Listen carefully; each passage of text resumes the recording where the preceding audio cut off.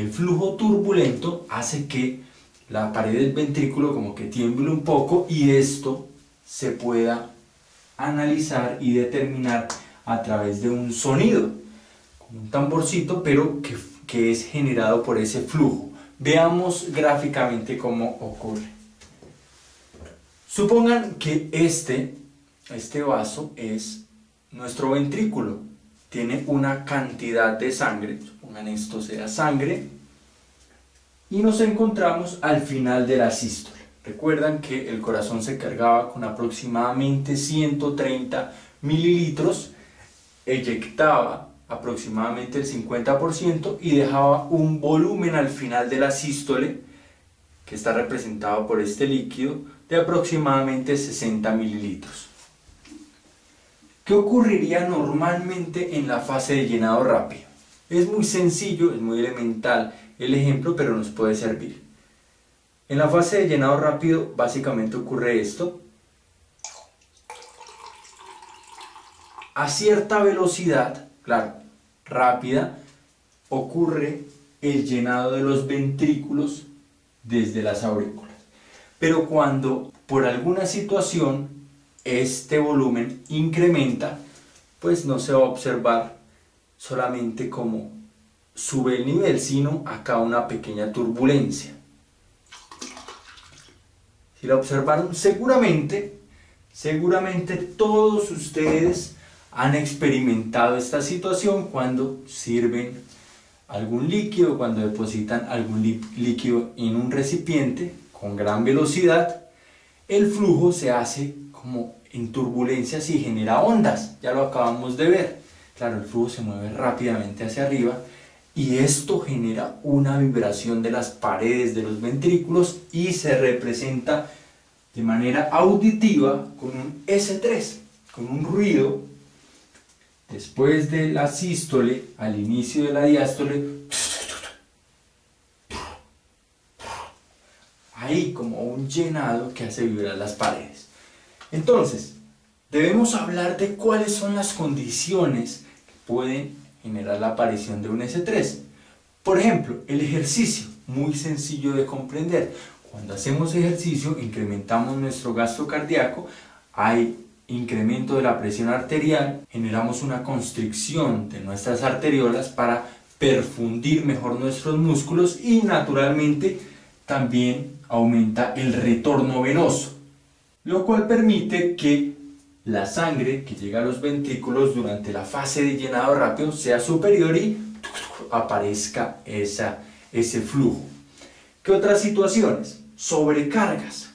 Debemos pensar más que memorizar cómo es la dinámica del corazón. Por ejemplo, las sobrecargas. Supongan que estas válvulas auriculoventriculares son insuficientes, no tienen la competencia de cerrarse adecuadamente durante la sístole, tal que durante la sístole hay un flujo retrógrado. Claro, si hay un flujo retrógrado durante la sístole, se va a llenar con una cantidad superior de sangre el componente auricular, porque de la que le envía al ventrículo, le dije al ventrículo, bueno, tome, soy una aurícula, le digo, tome esta sangre y por favor eyéctela. Durante la sístole me devuelve.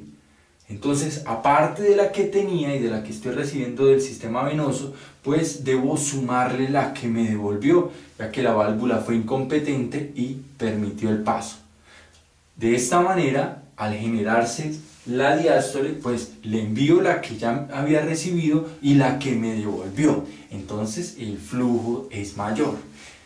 En insuficiencias mitrales, donde la válvula no se cierra de manera adecuada durante la sístole, en insuficiencias mitrales tricuspídeas, pues esperamos que aparezca un S3. También podemos decirlo que en insuficiencias pulmonares o aórticas, porque es la misma situación. El ventrículo en este momento, si existe una insuficiencia de las válvulas sigmoideas, no solamente recibiría sangre de acá, de la aurícula, sino también de la parte arterial. Entonces es el mismo fenómeno, se sobrecargan los ventrículos, se llenan con demasiada sangre y el flujo se convierte en algo anormal. Aparición del S3 lo pueden encontrar que ocurre durante la fase de llenado rápido, pero también lo pueden encontrar que se encuentra entre la fase de llenado rápido y la fase de llenado lento. Continuemos en nuestra línea de tiempo y ahora veamos el lugar donde aparece nuestro S4. Como pueden ver, es durante la fase de la contracción auricular o de la patada auricular. Es muy sencillo comprender por qué puede aparecer el S4. Resulta que, sobre todo en pacientes mayores, el ventrículo, las características del ventrículo cambian y este se vuelve un poco más rígido. Ustedes lo pueden comprender muy fácilmente. Un corazón joven, el tejido es mucho más laxo, mucho más dinámico. En una persona adulta mayor pues se va todo convirtiendo en un poco más rígido, un material más rígido, pierde elasticidad, pierde dinamismo. Entonces es muy sencillo de comprender que las características de un corazón van cambiando a través del tiempo, como en la piel, como en la vista, como en todos los sentidos. Ahora, resulta que durante la patada auricular ingresa una cantidad de sangre con potencia.